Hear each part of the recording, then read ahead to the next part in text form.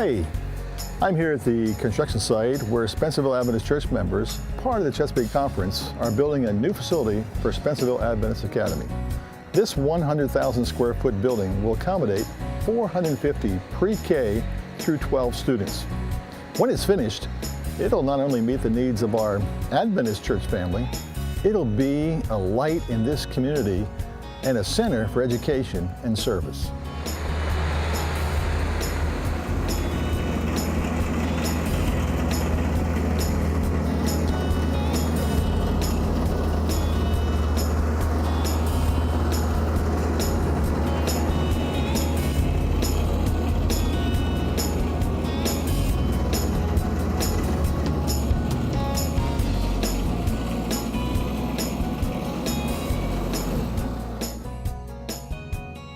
In this edition of Columbia Union Story, we're talking about building schools, churches, leaders, ministries to advance the cause of Christ right here in the Columbia Union.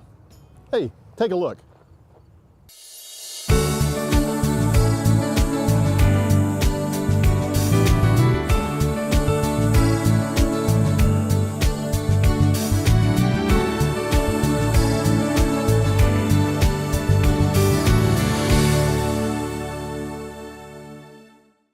Every year, the Ohio Conference sponsors a 3-day gathering for hope-filled, faith-inspired individuals with a passion for transformation, creative change, and innovative leadership.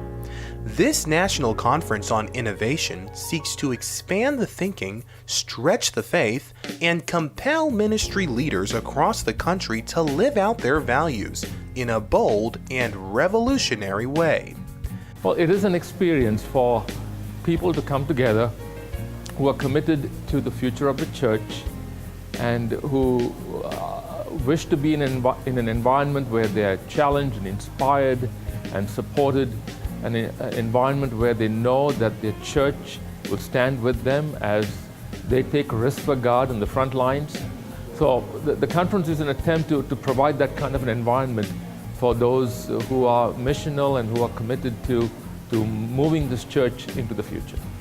Over 100 thinkers and innovators gathered together to inspire one another in their creative, passionate, and sometimes experimental work and ministry.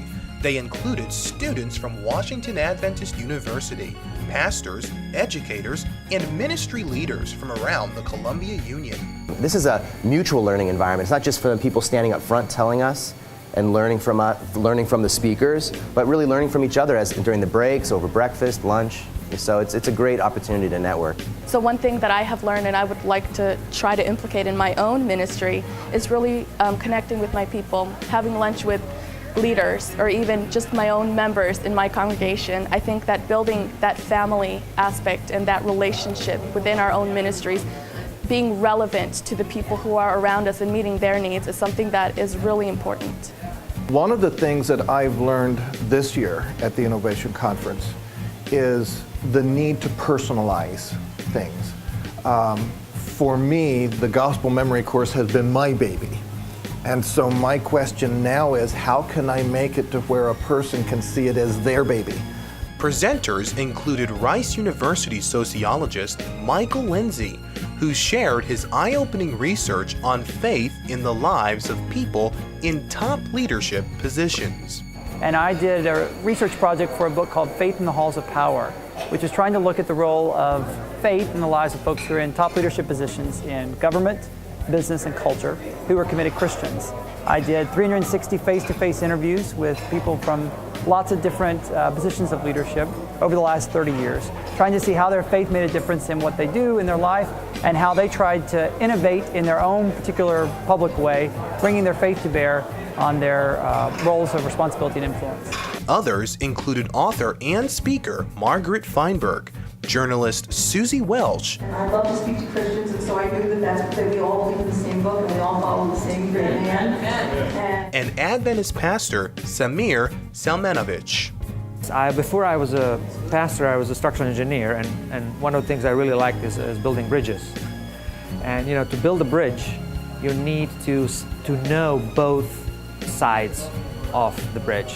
You cannot just be one-way thing and just worry about where the foot of the bridge is on this side. You really, to build something, you need to respect, love, cherish, walk through the other side. In order to make it right, you have to honor the other in order for bridge to hold and be effective. So to build something, it's not just about ourselves and what we want to do. It is that God is on the other side too, and we need to respect that, and we need to find that. Each year, one church is recognized for their outstanding leadership in innovation. This year, the Berean Church in Atlanta, Georgia was recognized as the 2009 North American Division Innovative Church of the Year. Through their exciting and unique evangelistic initiatives, Atlanta Berean Church baptized over 1,000 new members in just under 3 years. If we're not careful, what made us great 20, 30, 40 years ago, we would think that that would make us great today. And we recognize those saying, what have you done for me lately? We want to be relevant to the world in which we live now. So winning this award is affirming for us. It validates what we have been doing over the past 3.5 years in terms of intentional, relevant ministry. To be recognized by our peers, be recognized by the North American Division of the Seventh-day Adventist Church. We're delighted to have the NAD Innovative Church of the Year Award, and it's just a way of telling story of an innovative church in the North American Division. We need innovation desperately, and if we can share stories of churches that are successfully innovating, hopefully it can inspire other churches to take the plunge and to be brave and to try innovation. Well, what I would wish for is for people in the front lines to know that they can discern whatever God is leading them to do and to be and to become, and feel that they have the permission and the support of the church to go there. I'm not into particular programming or particular innovations as such. I'm more into creating a culture within Adventism that says to people, if God is leading you there, we will stand with you. And in that process, that we will create a culture that has a high threshold for failure, because innovations mean that a lot of things we try do not work out. That we would have one of those, the kind of culture that affirms, that supports, that recognizes that there will be failures and says that's all right. That's all part of the journey, part of the process. As we work together to build up the kingdom of God, it's important to recognize the change in the world around us. The National Conference on Innovation seeks to do just that, building ministry from the inside out. We would love to see more pastors and teachers and educators and lay leaders come next year, October 3 to 5, and enjoy and learn and be blessed by this event. The details can be found in our website, www.sdapartnersininnovation.org. That's sdapartnersininnovation.org.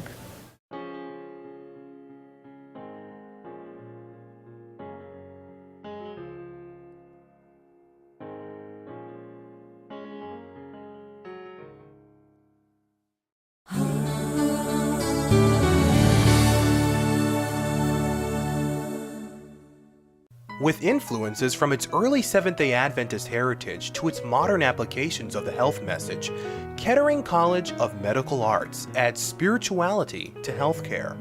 Built in 1967 next to the Charles F. Kettering Memorial Hospital and currently enrolling 900 students, Kettering College is at the forefront of meeting the academic demands of the ever-evolving medical field. We wanted to make sure that our students reflected a vision of how to be a healthcare worker that would show that we really are distinct from other people. And so after lots of conversation with faculty members, we said that the college would educate students who make service a life calling and who intend to view health as harmony of body, mind, and spirit. As a result, Kettering College of Medical Arts is preparing healthcare professionals to care not just for the physical and medical needs of a patient, but their spiritual needs as well. We want the students to recognize that it's more than a career that they're getting here, that they're actually getting an opportunity to see their career through the eyes of Jesus, so that when they're serving, even if they're just working in their regular job, they'll recognize that they're serving and that they're holding more than just the life in the hand, but they're holding oftentimes the eternal life in their hands. Kettering College provides spiritual guidance to students inside and outside the classroom. Students, faculty, and staff are encouraged to discuss spiritual issues as they pertain to their professions and personal lives. The thing that impressed me and continues to impress me about the place is the depth of spiritual concern and commitment on the part of our students. You know, there are lots of options, public options in the area, and some are less expensive for sure. But you know, our identity is one that students appreciate. When they come here, I have had many of them tell me that they're looking to study for the healthcare career of their choice in an environment where, you know, their Christianity can be supported. The Kettering College Ministries Department caters to students' spiritual needs through prayer, Bible studies, community service, and worship. Led by Chaplain Clive Wilson, students are intentionally challenged to deepen their faith and relationship with God.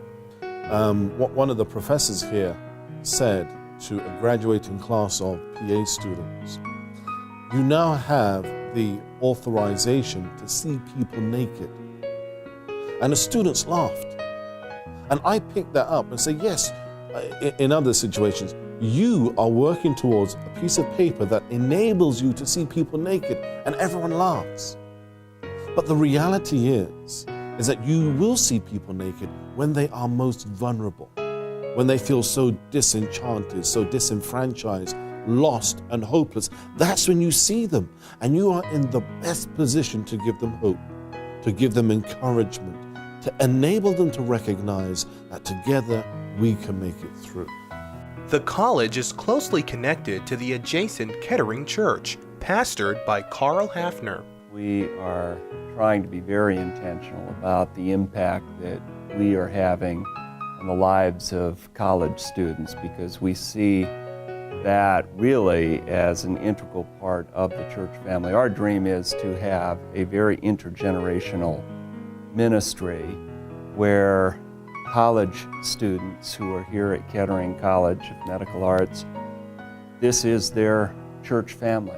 Not only is Kettering College working in harmony with the church, but together they are closely aligned with the spiritual goals of the greater Kettering Adventist Healthcare's Office of Spiritual Services and Missions, led by Vice President Lonnie Melashenko, the former speaker and director of the Voice of Prophecy radio ministry. You know, having been in the ministry for almost 42 years now, I've always wondered, Lord, how are we going to marry medicine, ministry, and mission?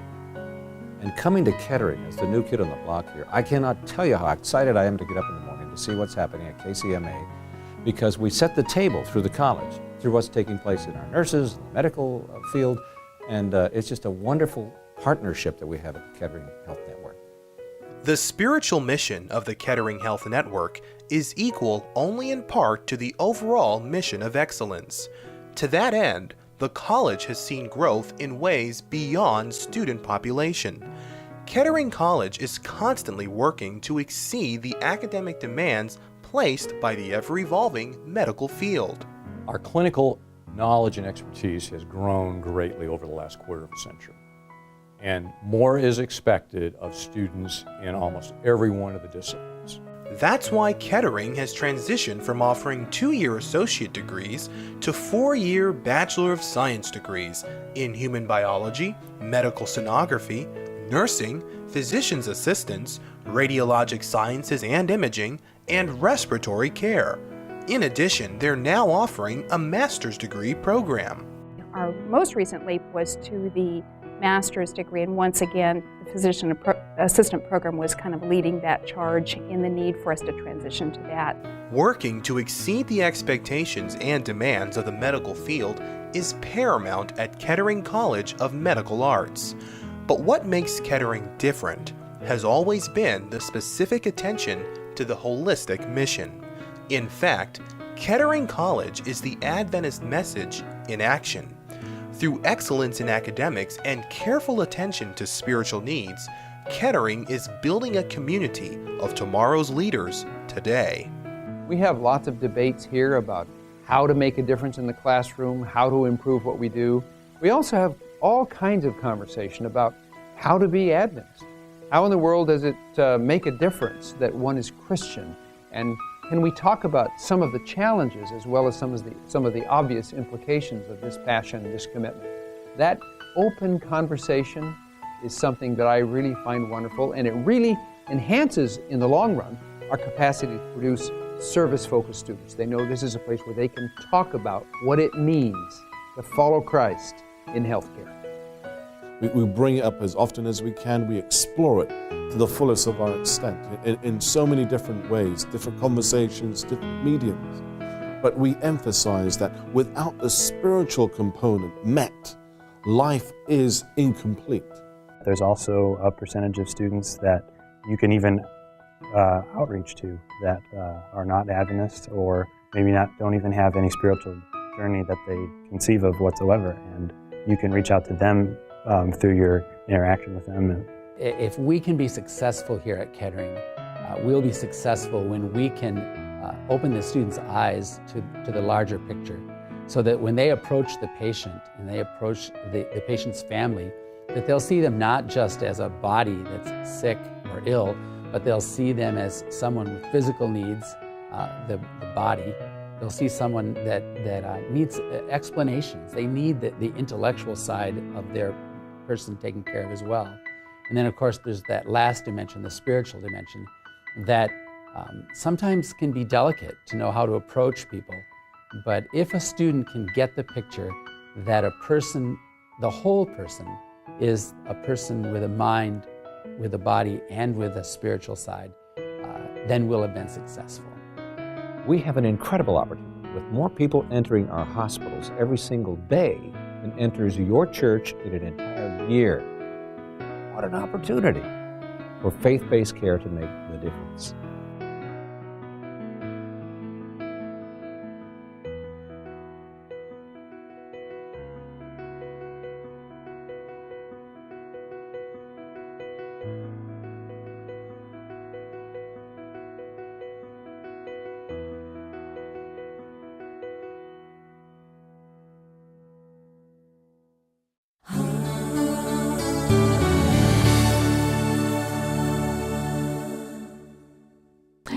I always say that the Columbia Union Revolving Fund is the best kept secret in the Columbia Union because there's so few of our members who have ever heard of it. But members are why the Columbia Union Revolving Fund, or CURF for short, was created. It was 1968 when Columbia Union Conference President Cree Sandifer published an article in The Visitor titled, "Needed $1 million. You can help God's work and help yourself." While his unique idea may have seemed unreachable, it has indeed been a blessing to the Columbia Union Church family for more than 40 years. The Columbia Union Revolving Fund was established in 1968 and is a method whereby church members, conferences, schools, and institutions can invest their money. That money in turn is loaned to churches, schools, and institutions for their building program. We lend money for renovations, purchasing buildings, and for various other things that a church needs in capital improvements. Revolving Fund receives deposits from its members. You have to be, of course, a member in our territory to establish an account with us. And a deposit can be made with a revolving fund. And those same funds are used to lend as loans to our churches. And that's how we're able to fund the various projects within our union. CURF votes approximately 65 loans each year to churches and schools and institutions. And at the present time, we have about 90 million in loans outstanding. As I travel around this union, I find churches that have been built, we have souls that have been saved, and they need places of worship. And we're able to provide the funding for these churches to house their members. And as a result of that, then they are also in a position to also reach out and to evangelize within their own communities. The revolving fund is not an end in itself. It's a means to an end. The church has a purpose of reaching out to souls, to many who have been lost. And in our own little way, we're here to help our churches accomplish that goal. Like so many others, the BEREA Seventh-day Adventist Church in Charleston, West Virginia needed to expand. Their membership had grown and their old church was simply too small to accommodate new members. There were actually 3 issues. The 3 issues were, 1, we did not have adequate parking. 2, we did not have wheelchair accessibility for a lot of our members. And 3, we wanted a church where we had room to grow. The vision of this new building, it gives us the possibility to do maximum ministry for Christ. It helps us, it gives us the ability to now model the ministry of Jesus with all of the space and the different things that we can do here in this building, whereas that now we're not only able to meet the spiritual needs of individuals, but we're able to meet their physical needs with the many different programs that we will start here. With 180 members and a vision for growth, the Baltimore Korean Church also needed more space.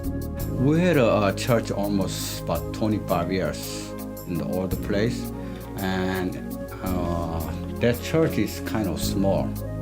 Unlike their current building, with a crowded sanctuary and 1 trailer, their new church will have 16 classrooms, 1 large gym, a main sanctuary, and a chapel.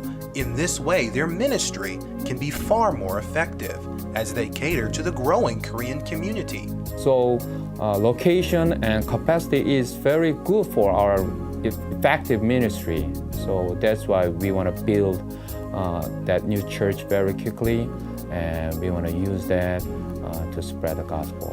And then there's Mount Rainier Spanish Church, now enjoying their new building 6 years in the making. 6 years ago, we had 32 members, and since then, we grew to over 160 members. This is the reason we decided to build. Spencerville Adventist Academy also benefited from a KERF loan. Spencerville Adventist Academy was started in 1941 and served 7 students. It has now grown to nearly 300 students pre-K through 12th grade. We have outgrown our facility.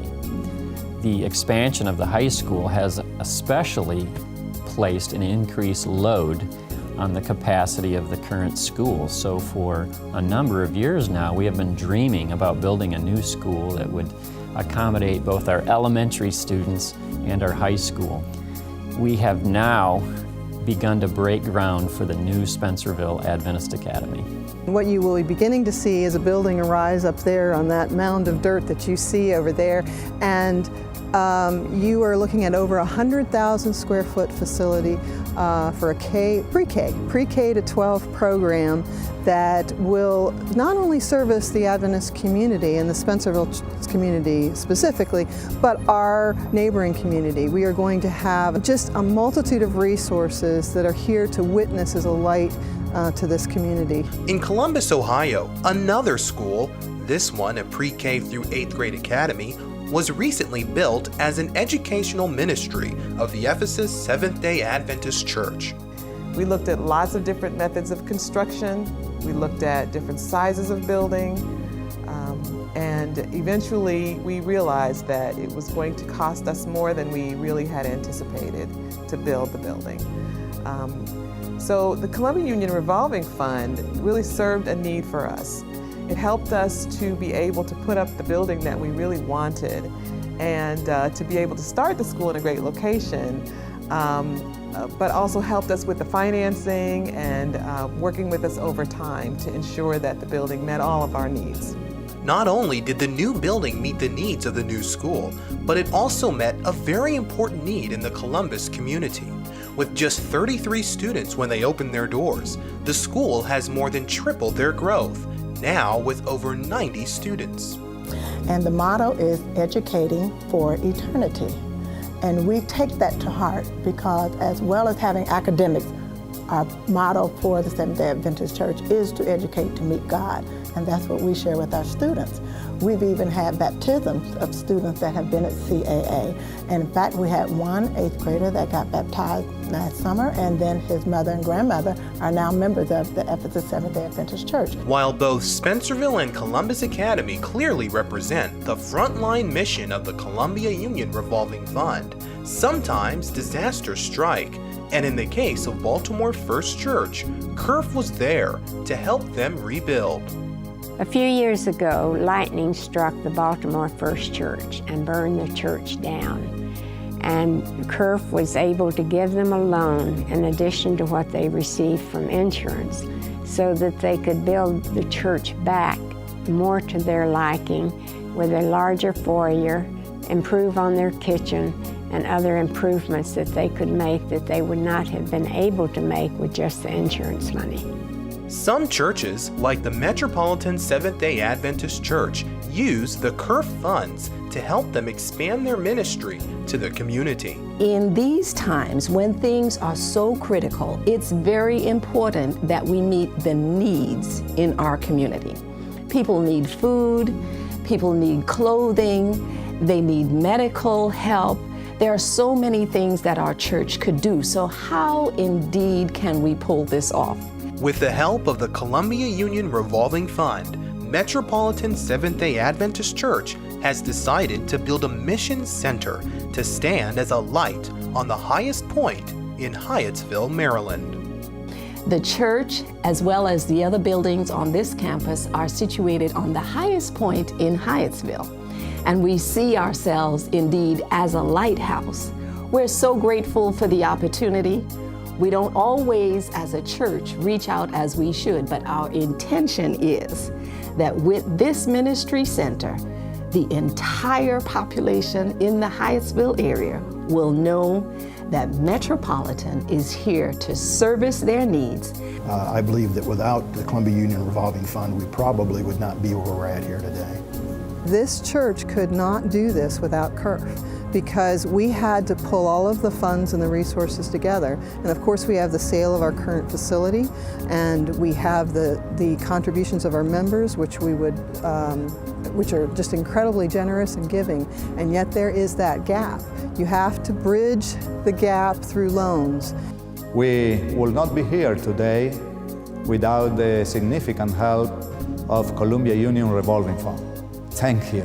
We say a big thank you to CURF for all that they've done, and we expect that we will be sending reports as we go along so that they will see just how useful their money has gone into this project and is blessing those around us. To be able to go to our own family within the Seventh-day Adventist Church and work with people like Peggy, who responds to you immediately. Her emails are timely. She works with us in how do we pay our bills and how do we pay them in a timely manner.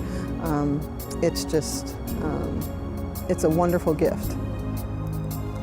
I have a real passion for the Columbia Union Revolving Fund, as is evidenced by the many years I have worked with it. I have people call me who have just heard of the Revolving Fund and are taking their money out of CDs and banks and other institutions because they want to be a part of this work. They want to help build churches and schools, and they feel that they would like to have their money invested in that way. No longer a secret, it's truly remarkable how the Revolving Fund is making a huge and unique impact in our union. Any member of the Columbia Union is welcome and encouraged to be a part of making ministry possible. If you want to join the 1,500 members in the Columbia Union who have invested in CURF and be a part of this ministry, all you need to do is call CURF's office and we will give you all the details. A minimum of $100 is all it takes to invest in CURF.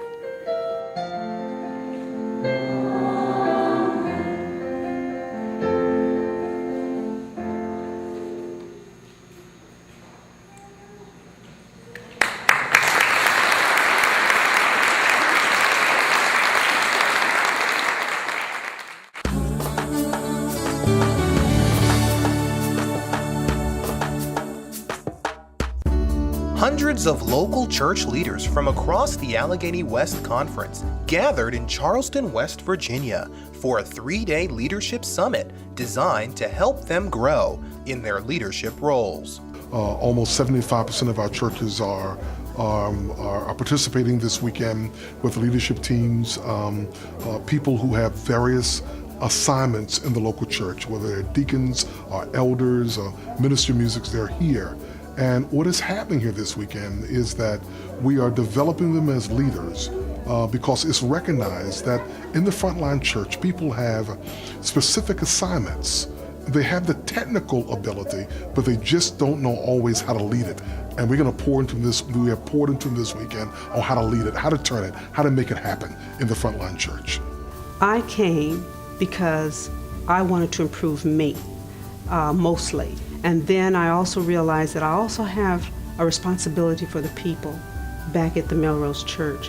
And it was important to me to come to see what I could do, what I could bring back to help them as well as to help myself. Those of us who are chosen to be leaders have some natural skills. But the reality is that oftentimes we may not even be aware of what those skills are, or even if we do know, we don't know how to be effective in the use of those skills. So one of the things that a conference like this will do, it will help us to grow, to develop, to become better at using the particular skill set that God has given us.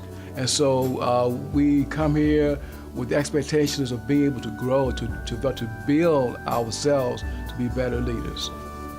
I believe that leadership is something that everyone has to learn. No one is a born leader, but we can become effective leaders. And so this summit is important because at this critical time in our history, God is calling leaders to lead His church. And this summit teaches people how to lead. It empowers people. It pours into people's lives, and people are equipped to properly lead the Church of God. Equipping local church leaders to properly lead the Church of God was the mission of the Allegheny West Conference administrators who planned this summit. The weekend featured an impressive selection of speakers, including Pastor Wesley Knight, who presented Playing Safe is Risky and Leading Yourself to Lead Others, and Jesse Wilson, a professor at Oakwood University, who presented Becoming the Leader God Called You to Be. We're going to be talking about becoming the leader that God called you to be. Is that all right? How many know God called you into leadership? I mean, the nominating committee might have placed you there, but God called you there. Come on, somebody. Conference President Frederick Russell opened the summit with a special presentation called Leading from the Bottom Up. Servant leadership, leadership from the bottom up. It's an incredible presentation where it is actually a paradigm shift. It is a shifting in one's worldview when it comes to how they lead. And what that is talking about is that there's all kinds of ways to lead, but the highest form of leadership is servant leadership, and that is where it's not focused on you, it's focused on the people. It's not about your agenda. It's living a life and leading with a biblical worldview. What that means is not just something nice sounding. That means that how you lead, what shapes your leadership, what shapes your thinking, what shapes how you implement leadership, how you apply it to your leadership context is based upon a biblical word. In other words, you bring to bear the Word of God on how you lead in that frontline church in your leadership. And it's a radical way to lead because it's so countercultural to how the world leads and even countercultural to how sometimes leadership is played out in the local church. In addition to the keynote messages, attendees engaged in worship, prayer sessions, and workshops designed to train them in their various leadership roles. Among the 17 workshops from Sabbath School and Children's Ministries to Ushers, Family Life and Communications, leaders were exposed to the latest information and resources that will help them grow their ministries and their churches. We are trying to grow this conference, and in order to do that, you have to have leaders who are willing to learn the tools necessary and be committed to grow. And I think this is like our jump start. It's bringing us here with the best and the brightest to learn what we need to do to take back and actually apply it. And if we do so, this conference will grow. We don't have all the answers. And so coming to this conference and sitting down and having someone to speak to you about leadership helps us to become better leaders. The overarching thing is that we are shifting the culture in the Allegheny West Conference to make it more open, to give it a different perspective on how to do church, how to do ministry. We recognize that the place we needed to start to shift that culture was among the leaders in the local church. Near the end of the summit, attendees were invited to get involved in an exciting new conference initiative. We got a great plan, and the plan is to plant new churches. Our plan is to come up with 25 new churches in 4 years. And I think that we can do that because God is already blessing us, because we are already planting, we already planted 4 new churches, so we got 21 to go. So we think this is accomplishable. Before they departed, leaders were dedicated and anointed as a symbol of their commitment to grow Allegheny West Conference, and through their local church ministries, prepare more people for Christ's soon return.